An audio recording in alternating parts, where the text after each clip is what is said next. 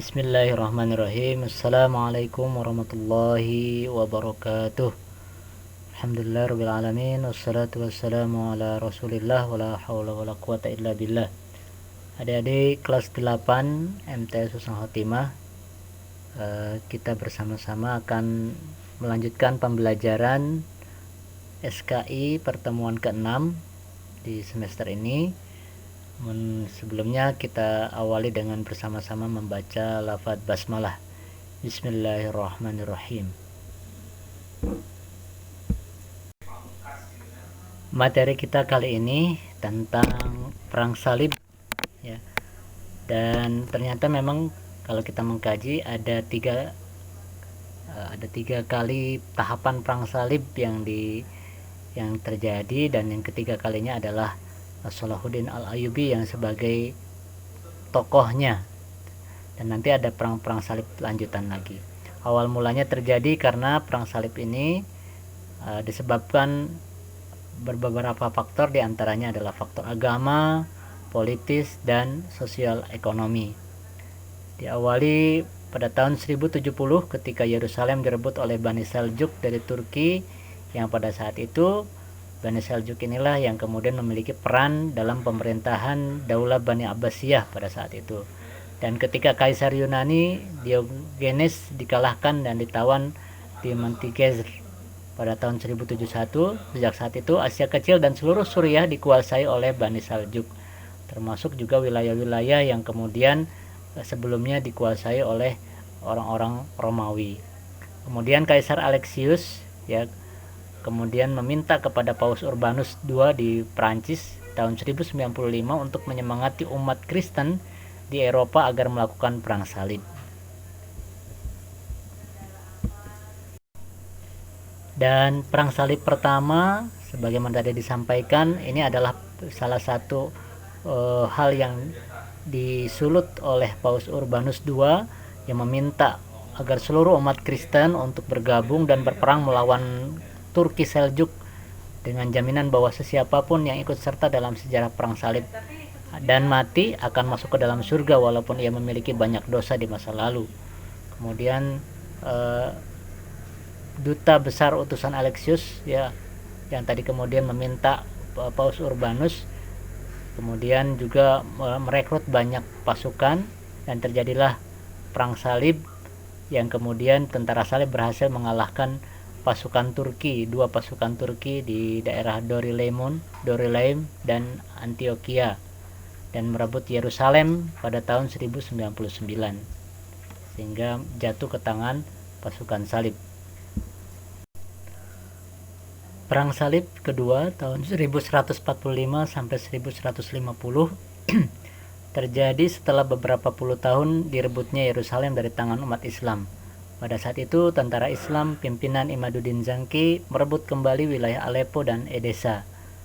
Kekalahan demi kekalahan yang dialami pihak Kristen membuat Paus Eugenius III menyerukan untuk melakukan perang salib kembali pada 1 Maret 1145 yang didukung oleh para pengkhotbah terutama Bernardus dari Clairvaux. Pada tahun 1147, tentara Prancis dan Jerman dipimpin Raja Louis VII dan Konrad III menyerbu Yerusalem tetapi tidak berhasil dan kembali ke negaranya dengan tangan kosong pada tahun 1150.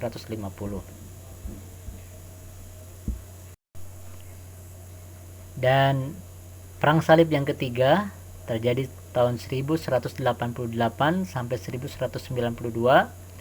Awal dari sejarah perang salib ketika Salahuddin Al-Ayyubi atau Saladin berhasil merebut Yerusalem pada tahun 1187 setelah mengalahkan pasukan salib di pertempuran Hittin, ya. Hal itu membuat Paus Gregorius VIII kembali menyerukan perang salib yang ketiga. Seruan perang disambut oleh Raja Richard I dari Inggris yang dikenal dengan Richard the Lionheart, Kaisar Romawi Suci Frederick, dan Raja Philip II dari Prancis. Ketika itu tentara salib berhasil mengalahkan pasukan muslim di dekat Arsuf dan mendekat ke Yerusalem. Tetapi karena persediaan makanan dan air yang tidak memadai, maka pasukan Kristen gagal merebut Yerusalem. Setelah gencatan senjata dengan Salahuddin, Raja Richard meninggalkan peperangan yang juga dikenal dengan sebutan Perang Salib Raja. Sedangkan Paus Gregorius VIII tidak melihat akhir dari peperangan ini karena ia sudah meninggal dunia sebelumnya. Sebagaimana tadi disampaikan bahwa pada tahap perang salib ketiga, pertempuran pun dilakukan oleh Salahuddin sehingga kemudian berhasil kembali merebut wilayah Yerusalem dari tangan pasukan salib, ya. Ada beberapa pertempuran yang dilakukan oleh kaum muslimin yang dipimpin oleh Salahuddin. Di antara yang pertama adalah pertempuran Safuriyah tahun 583 Hijriah atau 1187 Masehi. Ini terjadi karena pasukan salib menyerang dan membunuh jamaah haji dari Mesir yang dihadang kemudian dibunuh.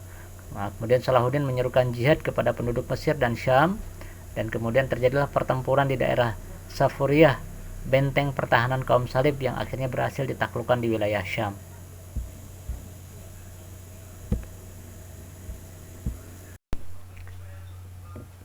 Dan yang kedua adalah pertempuran Hittin di tahun yang sama, tahun 583 Hijriah sampai atau tahun 1187 Masehi.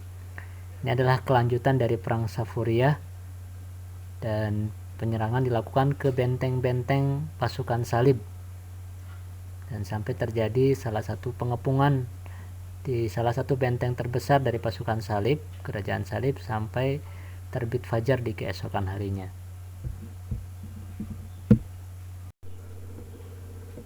Di pertempuran yang ketiga, yaitu adalah pembebasan Al-Quds. Setelah sebelumnya terjadi perang Hittin, maka kemudian 50 kota dan desa sekitar Yerusalem berhasil ditaklukkan oleh pasukan Salahuddin Al-Ayyubi. Dan kemudian yang paling penting dari ini adalah penaklukan Baitul Maqdis yang sebelumnya dikepung selama 1 pekan bentengnya, dan akhirnya pasukan salib menyerah pada hari Jumat tanggal 27 Rajab 583 Hijriah atau 1187 Masehi. Kaum muslimin kemudian setelah penaklukan tersebut bisa kembali lagi beribadah dengan tenang di Masjidil Aqsa, dan kaum Nasrani dan Yahudi tetap masih boleh beribadah di wilayah Yerusalem atas izin dari Salahuddin Al-Ayyubi. Inilah yang menunjukkan bahwa Salahuddin Al-Ayyubi memiliki sifat toleransi yang tinggi, tidak sebagaimana apa yang dilakukan oleh orang-orang salib yang sebelumnya melarang kaum muslimin untuk melaksanakan aktivitas ibadah di Masjidil Aqsa. Itu saja pertemuan atau materi dari perang salib yang salah satunya di tahap ketiga dilakukan oleh dipimpin oleh Salahuddin Al-Ayyubi. Semoga bermanfaat. Kita tutup dengan bacaan hamdalah.